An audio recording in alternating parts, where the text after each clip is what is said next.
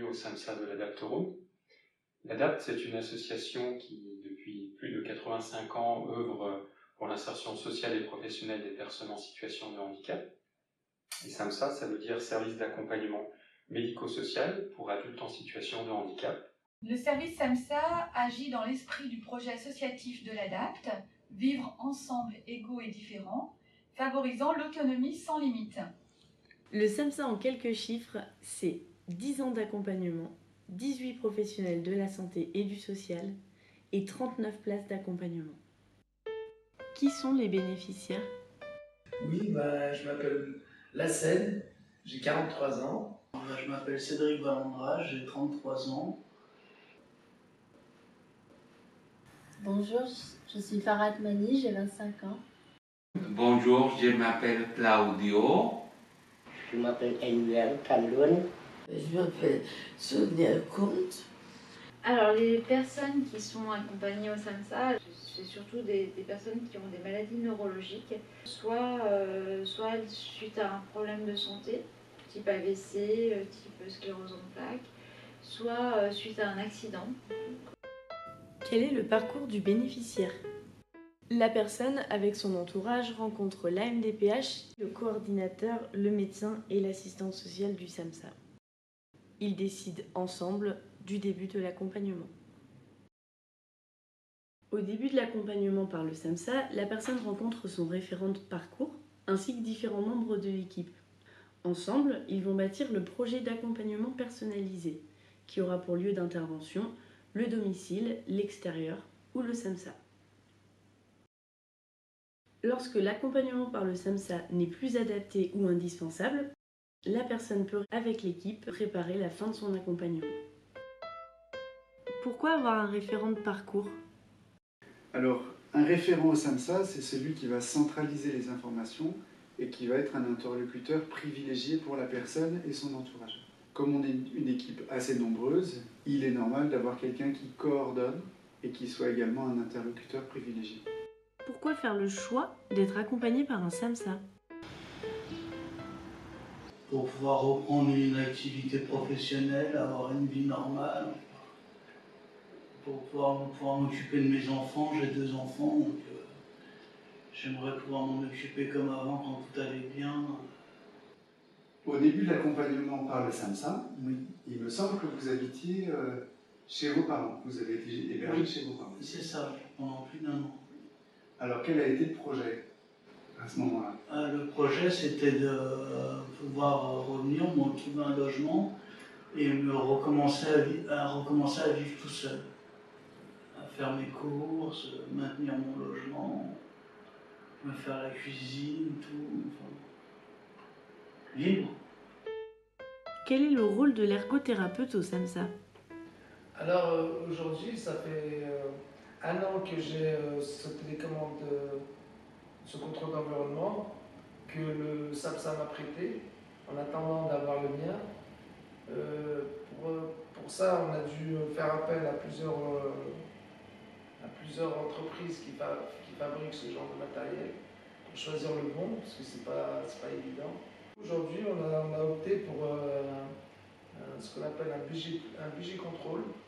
C'est un dispositif qu'on peut adapter sur un smartphone. Alors, un appartement domotisé, ça consiste à d'avoir une certaine autonomie, c'est-à-dire qu'on peut sortir seul, sortir de l'appartement, ouvrir les volets, allumer la télé, faire un certain nombre de tâches à l'aide d'une télécommande. Et du coup, ça change la vie. L'ergothérapeute au SAMSA, il a comme rôle d'accompagner les personnes en situation de handicap pour qu'elles puissent devenir autonomes et indépendantes dans la mesure du possible dans leurs activités de vie quotidienne. Concrètement, on intervient souvent à domicile de la personne et dans son environnement quotidien. En essayant d'évaluer quelles sont ses restrictions. Par exemple, la personne qui ne peut pas forcément réaliser certaines activités du quotidien, comme simplement se laver, se nourrir, s'habiller. Comment faire pour prendre le bus quand on a un trouble de mémoire, descendre au bon endroit, se souvenir du trajet Il y a aussi un rôle de lien avec les partenaires, notamment avec les auxiliaires de vie, qui est très présent au SAMSA, dans la réassurance aussi de l'entourage, parce que souvent il y a une question de sécurité qui est abordée et l'entourage est inquiet par rapport aux capacités de la personne, à ses mises en danger. Du coup, l'ergothérapeute est aussi là pour sécuriser l'environnement de la personne et rassurer les aidants familiaux. Et qu'en est-il de l'accompagnement médical ?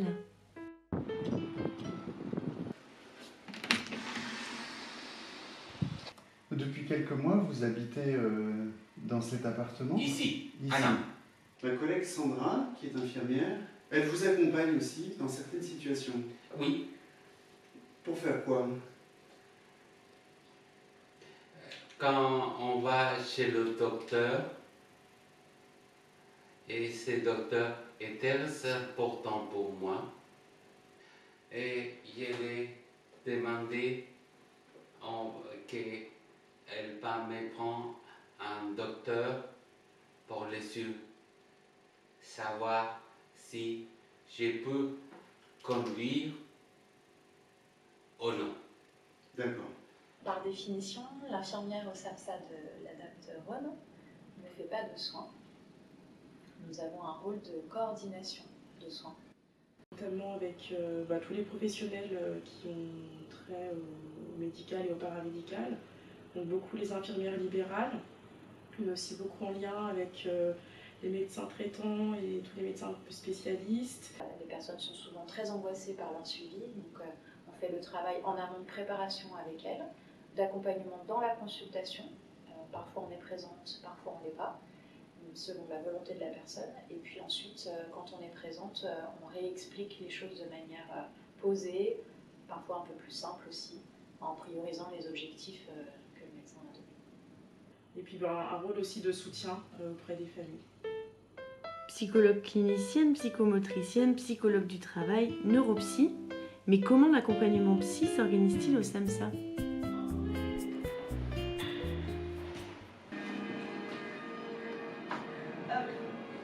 Qu'est-ce qui est important dans votre vie quotidienne aujourd'hui ? J'espère que j'ai remarché. C'est le début. Arrêtez d'avoir ces idées noires dans ma tête. Réussir à avoir des pensées plus positives. Ouais. J'essaye un petit peu de recueillir des éléments de comment ils perçoivent tout ce qui leur est arrivé, comment ils le formulent, quels mots ils mettent dessus. Par les mots et par une reconstruction un petit peu verbale, il y a quelque chose là, qui se remet en place. Et après, dernièrement, j'ai repris le métro. Avant d'aller concrètement dans le métro, oui. Qu'est-ce que vous avez fait ? On faisait des exercices en salle pour apprendre à retrouver confiance, pour essayer de dépasser cette peur qui me tenaillait. De la relaxation, franchement, c'est génial. Là, j'arrive pas à dormir. Quand je vois Stéphanie, je dors. J'accompagne beaucoup de personnes qui donc, ont eu un événement traumatique dans leur parcours. Donc l'idée c'est de revisiter ses repères, donc les repères corporels, pour amener à un mieux-être psychique. Voilà, donc j'utilise différents médiateurs. Ça peut être dans l'eau, ça peut être de l'expression corporelle, du rythme, de travail sur la voix, le chant. Voilà. Ça fait 1 an que vous êtes accompagné par le SAMSA ? Oui. Qu'est-ce que ça vous a apporté jusqu'à maintenant ? Qu'est-ce que ça a changé dans votre vie quotidienne ? Déjà, il y a plus de choses que j'arrive plus à faire seule, en fait. Quels sont vos projets pour l'avenir ? Déjà, je pense que je vais continuer au SAMSA. Continuer pour me préparer pour les ATORMUR après. En quoi le SAMSA vous aide actuellement pour avancer sur le chemin du travail ? Là, je vais attaquer du Eros. Un service qui va vous aider à avancer. À savoir dans quel genre de métier je peux envisager un avenir. C'est vrai que c'est une question qui ne concerne pas nécessairement tout le monde a priori, mais en fait les gens souvent arrivent avec cette question-là, la question de savoir s'il est possible un jour de reprendre, si le travail c'est fini pour eux, comment les choses peuvent évoluer. Je crois que ce matin, vous avez été voir la neuropsychologue. Oui. Qu'est-ce que vous avez fait avec elle? On travaille plus sur la communication, sur les émotions et la communication. Alors, le rôle de la neuropsychologue, c'est d'abord un rôle d'évaluation, pouvoir faire le point sur les capacités cognitives de la personne que l'on accompagne. Donc faire le point sur sa mémoire, ses fonctions exécutives, attentionnelles, etc. pour voir un petit peu comment il fonctionne. Cette évaluation va servir d'appui pour réfléchir à des pistes de réadaptation. Qu'est-ce que vous faites avec Sophia? L'ordinateur. Et j'apprends l'ordinateur. Et à quoi c'est utile un ordinateur? À faire des recherches, à écouter de la musique, rechercher des personnes. Tout quoi. Un ordinateur, c'est utile. Avant, j'en avais pas, maintenant j'en ai. Ils vont pouvoir te voler celui-là.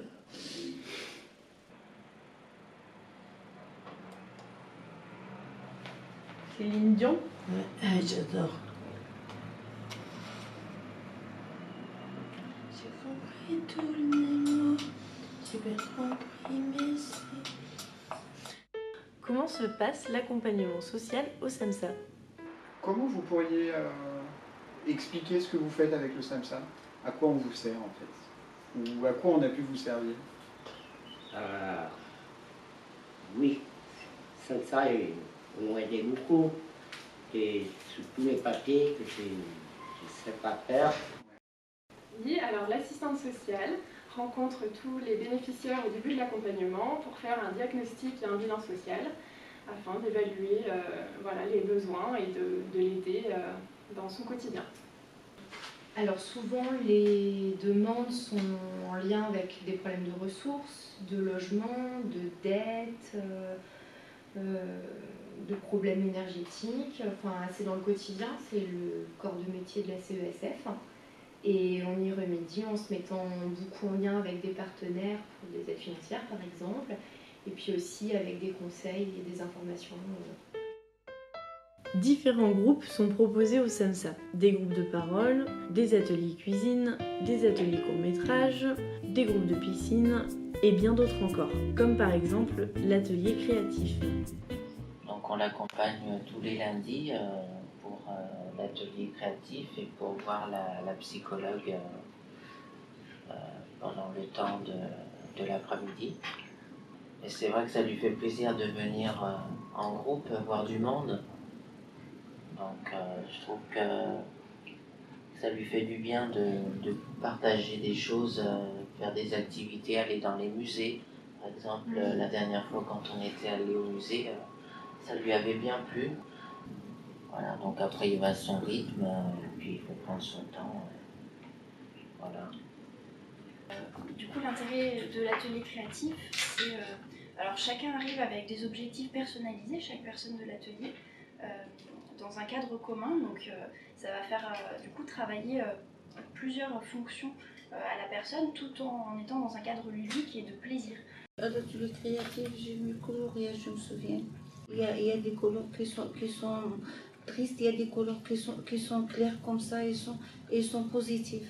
J'ai jamais raté mon CCC. Quel est le rôle de l'éducateur spécialisé au SAMSA?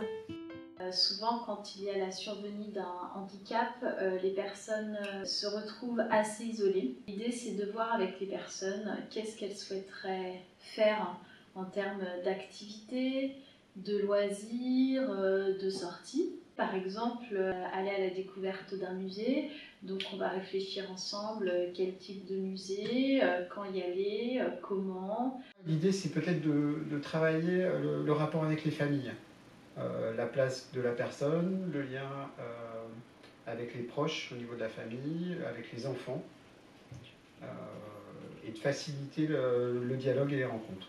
C'est beaucoup de transversalité, d'adaptabilité et de créativité. On peut toujours créer des espaces d'expression, des espaces pour que la personne se réalise, se découvre, reprenne confiance en elle.